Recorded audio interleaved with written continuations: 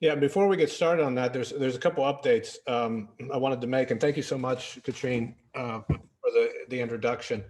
Um, I just saw that we have my good friend who I grew up with all the way since kindergarten and elementary school and high school, Dave Rawlings. He's the co-founder of Job Hackers. I thought he might be able to join us today. And not only did we win the Jefferson Award, but we were awarded the silver medal for, I think we were in the top 4 or 5 in the Bay Area for the work that we do in our community. And Dave shared that with me because he is a co-founder, and Job Hackers as it exists today would not exist without a lot of folks, but certainly without my good friend Dave. So he's there. You can wave hi to Dave. Hi. Hi, Dave. Hi, everyone. Hi, hi to Dave. Special mention to Dave as well. We've Oh, got and also, yeah. no, go ahead. That's fine. We've got a lot of folks, a lot of job hackers. I see. We've got 26 folks now. I'm sure we'll get some more, but I see quite a few job hackers. So that if you all want to go in the chat, if you don't believe anything I tell you today, you can ask some of the job hackers, and maybe they'll be able to help you out and make sure. So it's a friendly crowd, and the rest of you who aren't job hackers, we'll talk a little bit about that and everything else. It's interesting. As I get started, let me share my screen, because sharing is caring.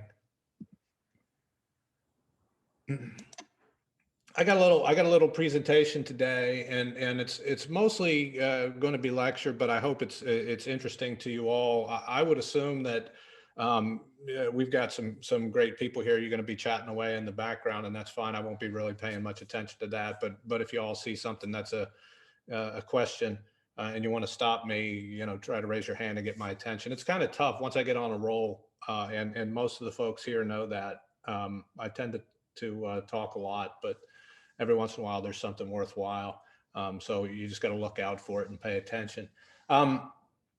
Thank you for the introduction. As I said, I want to talk a little bit about diversity and inclusion.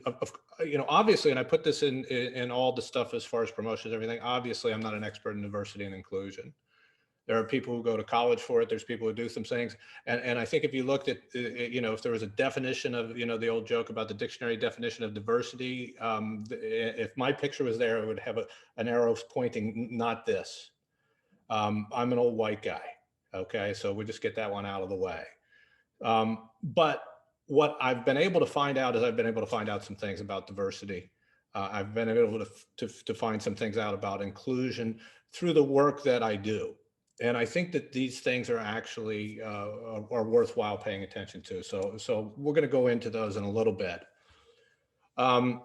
There's only 11 slides, so I'll probably get done with plenty of time, and we can hash out some more stories and other things. But I want to tell you a story about diversity.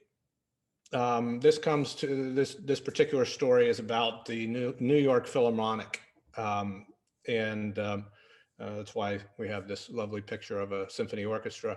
1969, there was a racial discrimination lawsuit against the New York Philharmonic, and what they found, this was a racial discrimination suit, and that they weren't getting enough racial diversity, and so they had to, by law, do some things to try to address this racial disparity.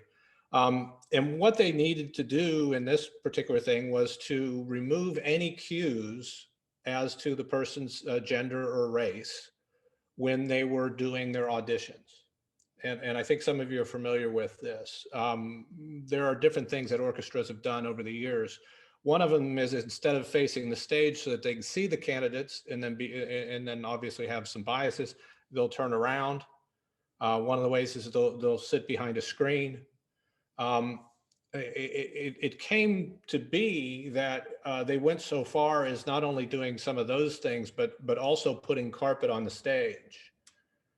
And the gentlemen might not understand this, but I think the ladies do, because even if you weren't looking at the person who was playing their instrument, you could hear the high heels clicking over the stage.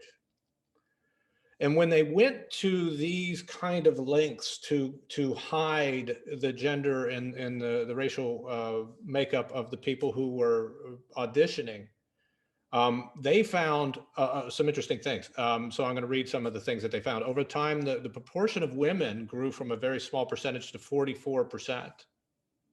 So while these were originally, these protections were originally put in place to counter racism, they also addressed the bias against women.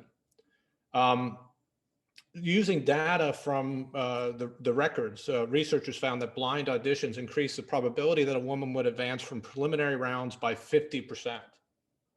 So again, removing any prior notion of gender or race. The likelihood of a woman's ultimate selection is increased several fold, although the competition is extremely difficult and the chance of anyone succeeding is low. This is pretty interesting.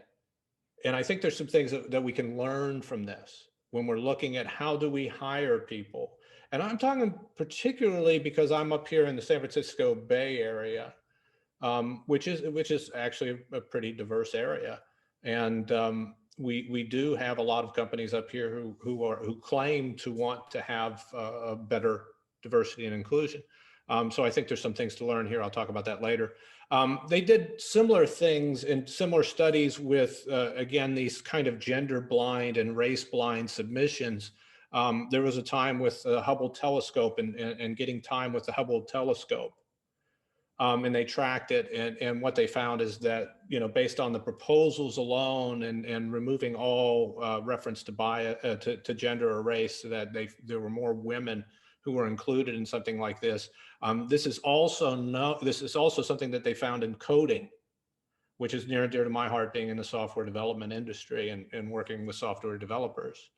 That when the gender was not known, women's code to what they call open source projects was accepted more often when the gender was not known, as opposed to the gender being known ahead of time.